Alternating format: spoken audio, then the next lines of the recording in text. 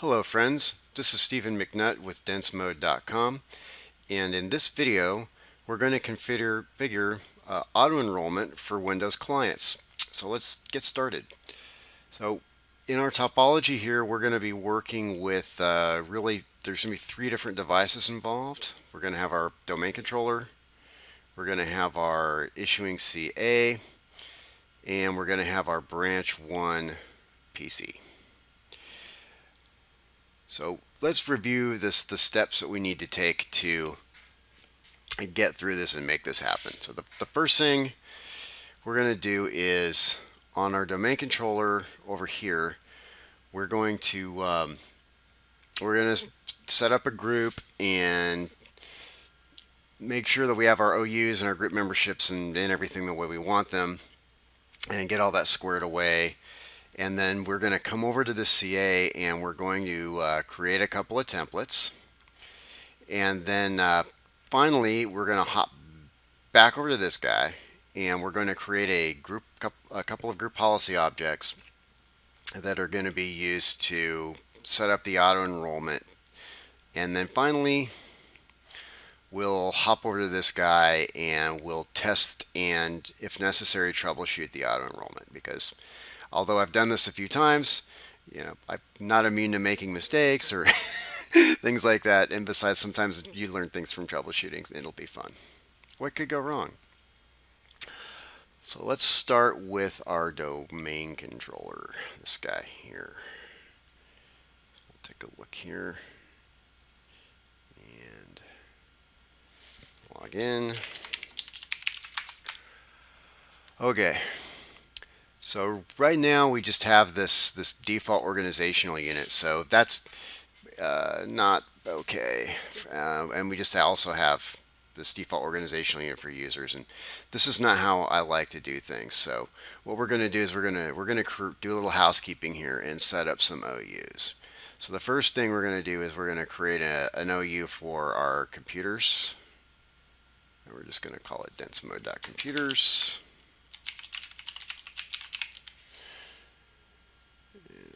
Okay. Okay. Oh, that's because I'm creating the wrong kind of object. Excuse me. New organizational unit.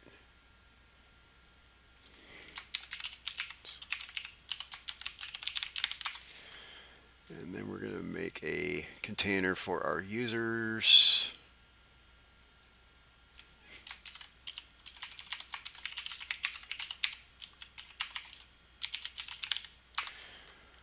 All right. Do we already have some users defined? Nope. Okay. So let's make a user called Bubba.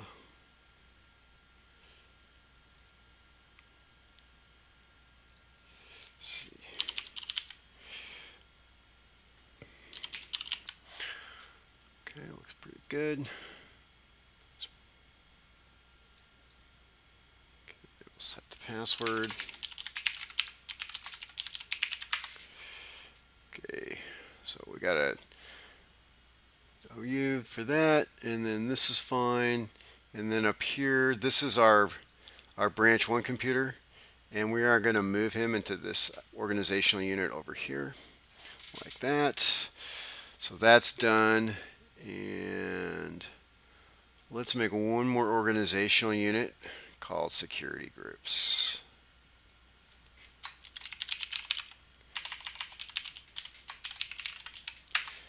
Okay, cool. And then in here, we're going to make a group called, how about VPN users? Sounds good to me.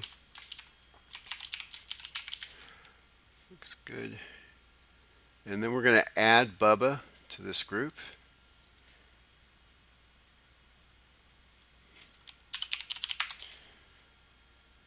All right, so that part's done.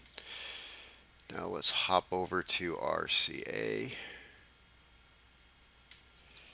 And in here, let's see, here we go. Here's the certificate templates tool. And what we're going to do is take this user certificate. I want to pause for a moment and make a point that it's really not a good idea to modify the default templates. You should always take an existing default template and then copy it, and then use your copy for issuing purposes. And the reason is you want to have an unmodified default template as a starting point in the future if you're to create some additional templates for different purposes and stuff. And you're just going to make life hard for yourself if you go and start modifying the default template, and you're not going to remember a year or 2 or 3 years later what the details were. Some other person's going to come behind you or whatever, and it just has a potential to create a lot of trouble. So that's why we don't use the default templates generally for issuing certificates. So we're going to duplicate this template, and we're going to make a change or two. Let's go over the subject name, and let's remove this, because if we don't remove these, we actually have to, there's a field we'd have to add another additional field we'd have to fill out in the Active Directory account that's really not necessary. So we're just going to uncheck those items, and we'll just give this a name. Let's call this Densemode users, and that looks pretty good to me. And what this does is when the template, if the user is enrolled, if someone's enrolled, a user or computer gets enrolled using the certificate, that copy of that certificate is associated with the user object in Active Directory, which makes it easier for other entities to retrieve it, which is fine. We're cool with that. So, and then we'll go over to security, and we're going to add VPN users. I believe was what I called that. Nope. It was VPN.users. That's right. There we go. And so this needs to have read, enroll, auto enroll. So now we've given VPN users rights on that. Okay, we've given rights on that. Looks pretty good. Why don't we call it DMVPN? That's pretty funny. Okay. How confusing is that, right? Okay, that looks pretty good. So we'll save that. How about this? We'll call it DM user VPN. That's better. It's making life too hard. We'll just call it DM users. Okay. And we're also going to do the same thing, but with computers. And in this case, let's actually hop back and make a group. Okay. So under computers, we're going to make a security group over here. So we'll create a new group called, we'll call it how about .1x computers? Sounds pretty good. So this would be like a group you would use, say, for if you're rolling out ICE or something like that. And we'll add our computer to it.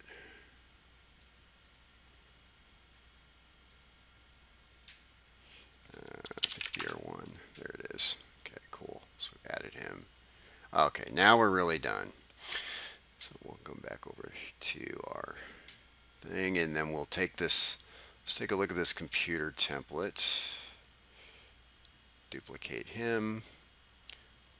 We'll call this dm.computers.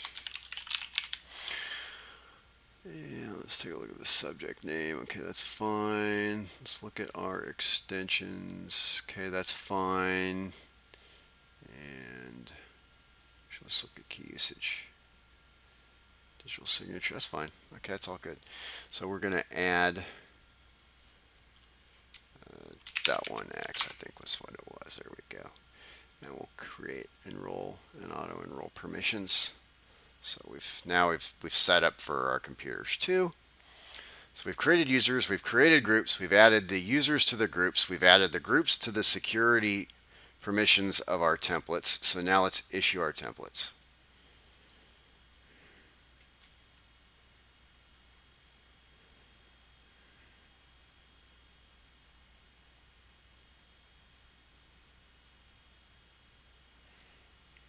New certificate template to issue, DM users, and then we'll issue our DM computers.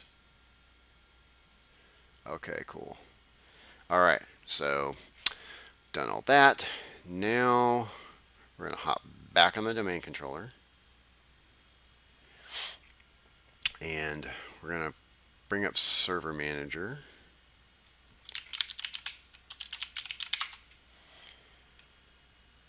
And there's a tool in here called Group Policy Management. Where are you? Oh, it's right over it. Okay.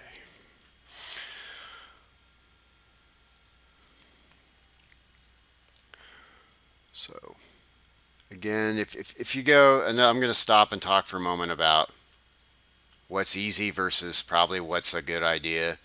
And so let's talk about this. If you go and look in the documentation, you'll see messages about, you'll see instructions about if you want to do auto enrollment of policies, edit the default domain to policy.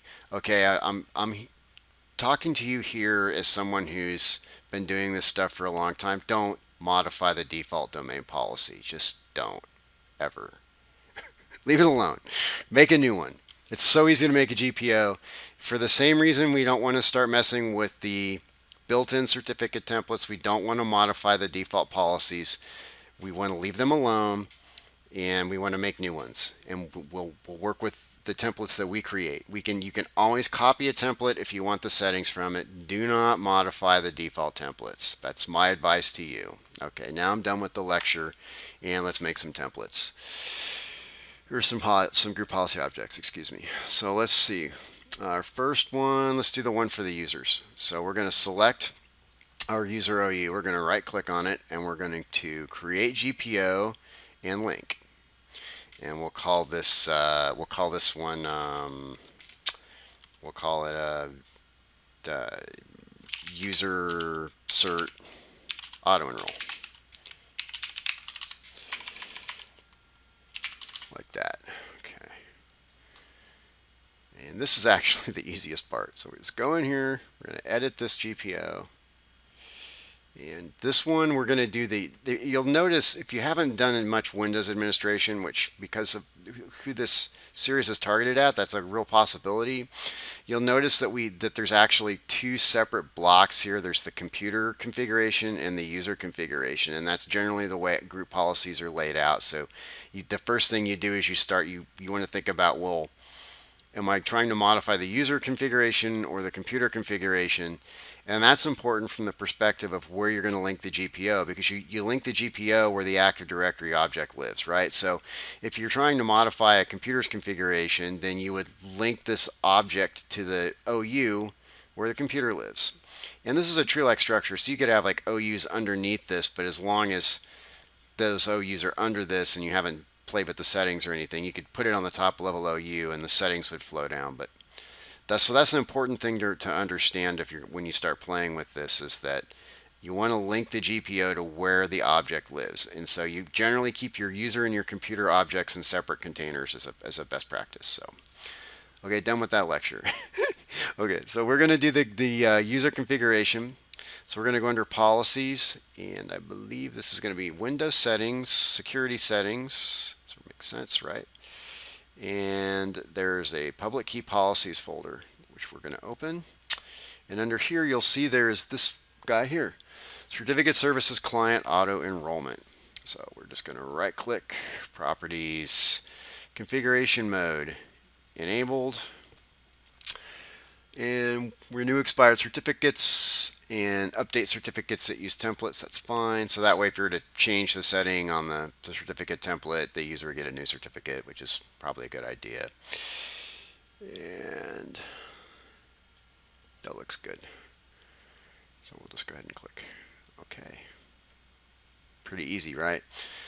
So that one's done. And then let's do one. Let's create one for the computers. So we'll just go to this one, and we could have reused that because it's like, but nah, we'll just because we want to have separate settings for users and computers. Let me see. So we'll call this one computer cert auto enroll.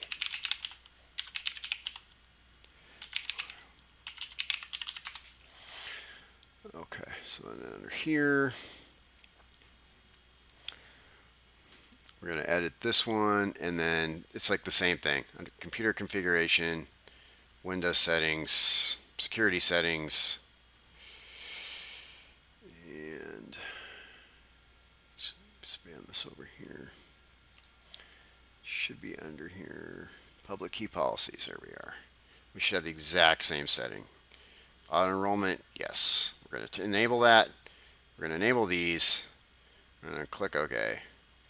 So now this is going to be what's going to enable an auto enrollment. And in case this isn't obvious, what we're doing here is we're scoping this, right? We're controlling the scope at where the auto enrollment occurs. You don't want to just recklessly enable auto enrollment for like all the computers in your company or something. It really is not a good idea. So that's why we're doing it this way. And there's also another way where you can refine the scoping, and that is if you look at like say this user one, if you come over to the right hand side where all the little buttons are and stuff, there's this thing called security filtering. And what you can do is like for right now, anyone that's in the authenticated users group, it's going to apply, which is fine because it's still only going to matter if their user is within this container tree, within this OU tree. But if you want to get very specific about it, you could get it so that you could set it so that this GPO only applied to say certain user groups. And that's way beyond the scope of what we're doing here. But this was just something I wanted to point out to you, if you wanted to play with it on your own.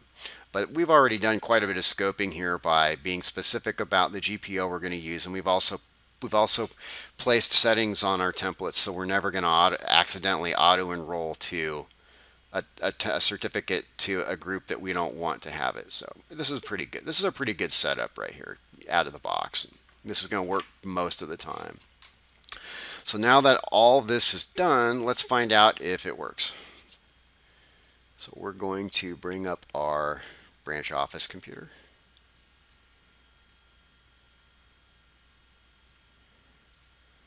And we're going to log in as Bubba.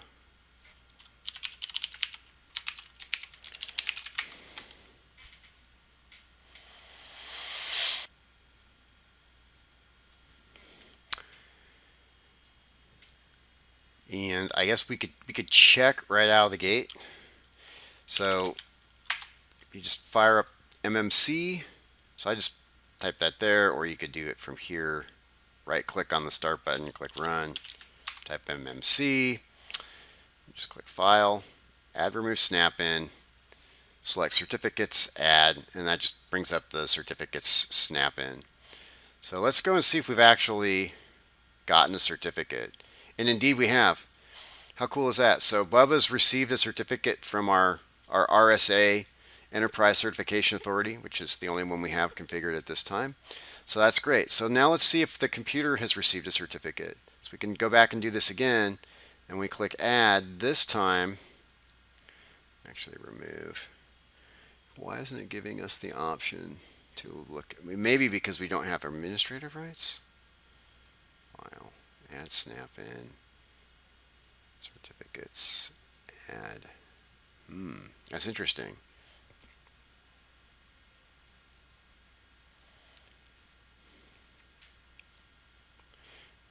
It's not letting me select. Yeah, it's only allowing me to look at the user container. So let's do this. Okay.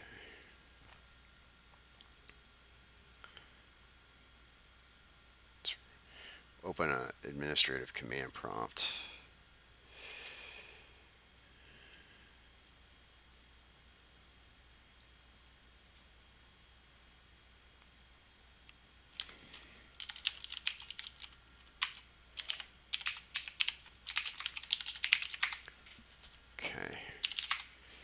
And this should let us see what I want to see. There we go. So now let's select the computer. Local computer, yes. Okay, so now we're gonna look at the certificate store of the local computer to see if the computer received a certificate. And it did not. So that's interesting. Why not?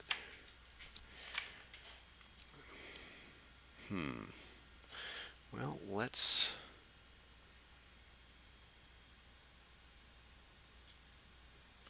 let's do a group policy update, GP update, force.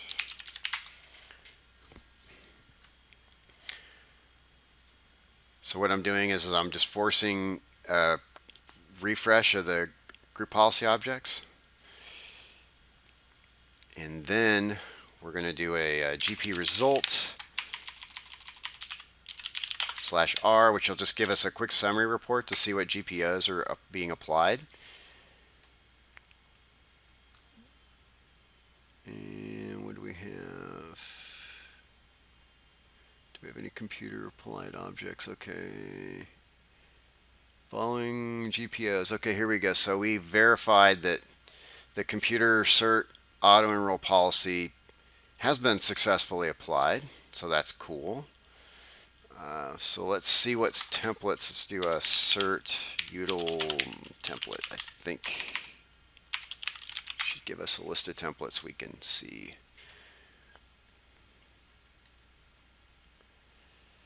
And web server blah. So this is all the templates. So it could be a little long. This is all the issue templates. Nope. What's this one? Nope.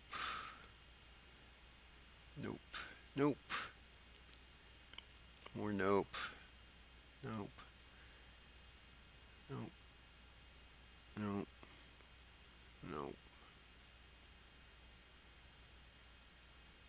VPN users. Okay, that's the one for users. What about DM computers? This is the one we're looking for.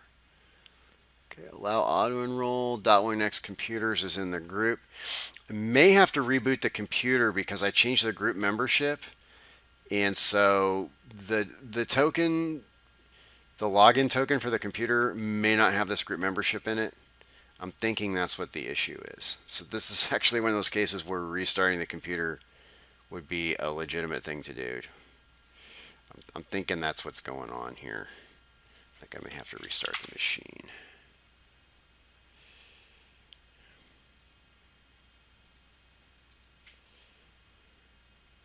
So this is just an issue of when you're adding a user to a group or a computer to a group, that that group gets appended. That list of groups is part of like a user token that you get that is created at logon time, and so I added this computer to a group, and I think that might be the issue. Actually, it looks like just forcing the update of the group policy object was enough to fix it. Okay, cool. Well, that's good. So there you go. So we've issued a computer and a user certificate using auto enrollment. This is extremely useful for things like ICE, and you can also use this for AnyConnect. So if you have AnyConnect users and you wanted to allow them to, if you wanted to use like certificate authentication, you could do that. So you could do it a couple different ways, where you could have the computer authenticate with the certificate and then have the user type in a password, or you could have a policy where the user has, if the user can log into their computer, then by extension you're going to allow them to authenticate to the VPN using the certificate, their user certificate, so they don't have to type in a password, which is pretty nice. This is also very useful for ICE, where you're doing authentication to either a wired or a wireless network. And so that's really where this is relevant for a network engineer, why you would want to know about this. And probably at work, if you're doing network stuff, other people, some other team is doing this part.